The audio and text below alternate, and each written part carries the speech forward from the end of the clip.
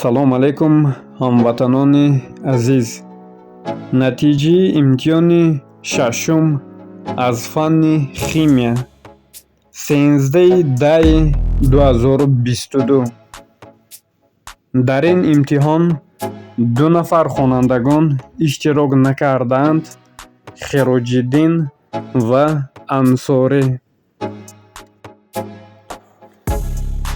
баъзе хонандагон дар ин имтиҳон баллҳои хеле пастро ба даст оварданд.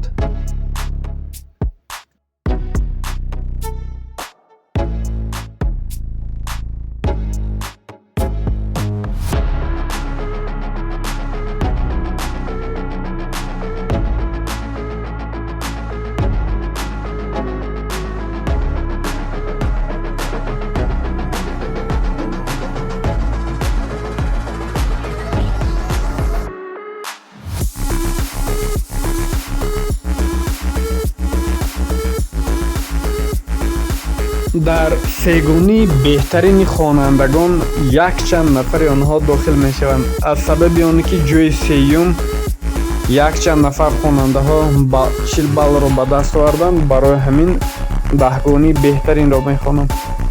Акимзода Муҳаммадрофе, Мирбобоева Сабрина, Раҷабов Салмон, Субҳонов Суҳроб, Ҳусейнова Фотима, Раҳимов Муродбек, Нуруллоев Давлат инҳо 40 балл ба даст оварданд. Маҷидов Зиёратшоҳ дар ҷойи дуюм 43 баллро ба даст овардааст. Дар ҷойи якум Субҳонов Сипеҳ 45 балл.